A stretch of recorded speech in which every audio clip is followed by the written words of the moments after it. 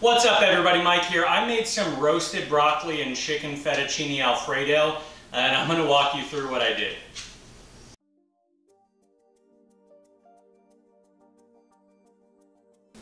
This is what I'm going to be using to make my Alfredo. Now it's chicken and broccoli that you can make on your own. I'll show you what I'm doing with that, but the big thing for the Alfredo itself is I'm using 16 ounces of heavy whipping cream, about 4 or 5 medium-sized cloves of garlic that I've finely minced, 2 medium shallots, again finely minced. I'm going to be using about half a cup of freshly grated parmesan, not the stuff out of a can, half a pound of fettuccine that I'm actually going to be mixing in with all of the chicken and the sauce and the broccoli, salt, pepper, nutmeg to taste, and about 4 tablespoons of butter. I'm also going to be sauteing some of that veg in some olive oil.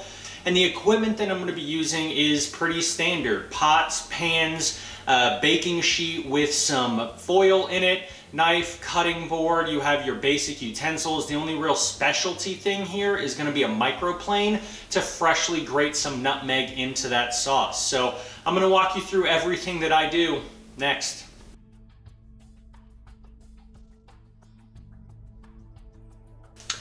The only thing that I am doing for my broccoli is I'm going to go ahead and roast them in a 400-degree oven with some olive oil, salt, and pepper.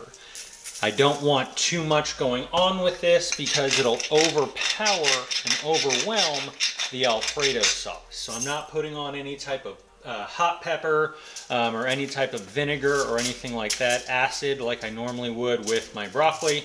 And I am just coating it with some olive oil, salt, and pepper. And this is going into a 400-degree oven while everything else is cooking.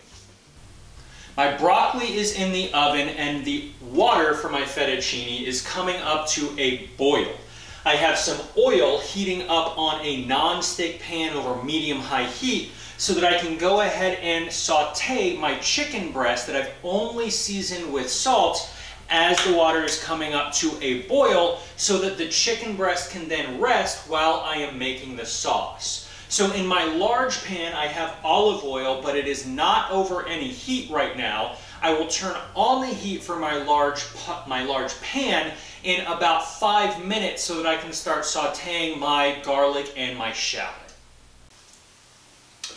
My water is still coming up to a boil, but my pan is nice and hot. So I'm going to go ahead and get my chicken breast searing off. So my water is at a boil and my chicken breast is ready to be flipped. I have a beautiful golden brown sear on that I will show you in a minute. But I'm going to go ahead and take this moment to turn my large stainless steel pan onto medium heat so that that can start heating up and I can start sauteing my veg so that the sauce is ready to go when my noodles are ready to go.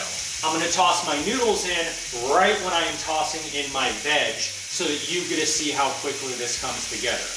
During this time that I'm away, I'm going to go ahead and I'm going to toss my broccoli that's in the oven just so that it gets nice and evenly browned and charred, and I'm going to zoom in the next shots that you see.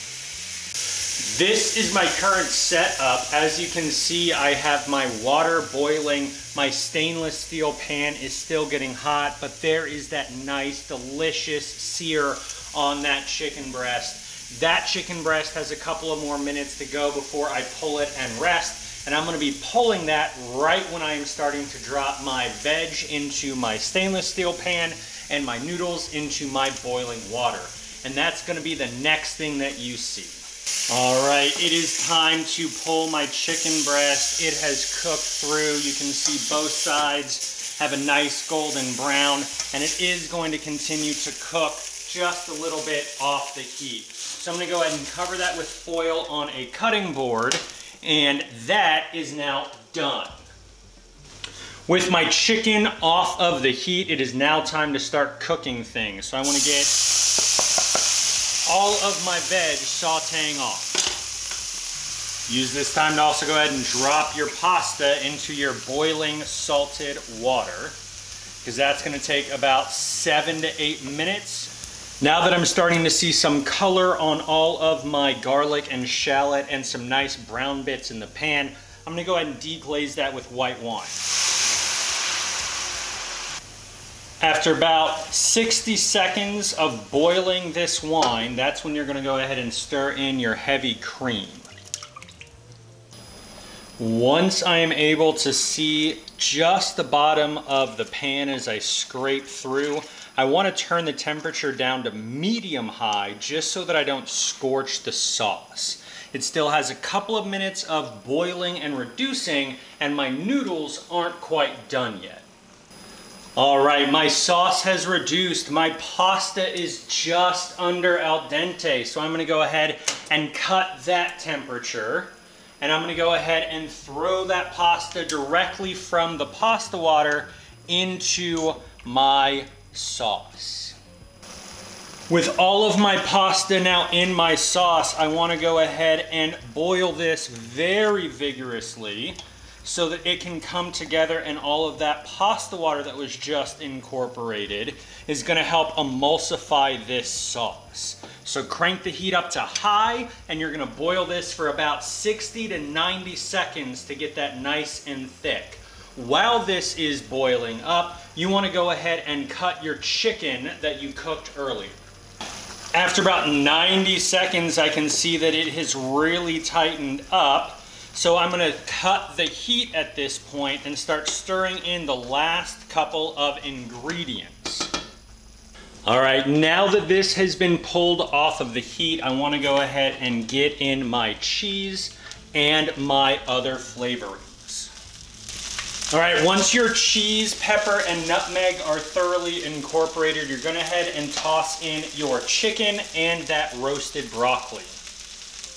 I wanted to make sure that everything was incorporated before I tasted it so that I don't make it too salty.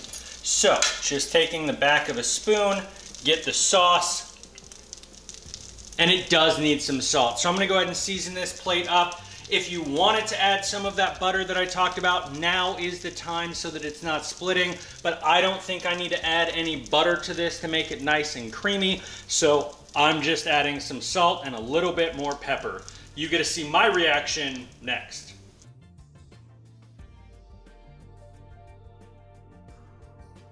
And that's how you make a from scratch Alfredo sauce. It's super simple. You can toss in anything that you want, shrimp, different types of veggies, but for right now, just look at my face.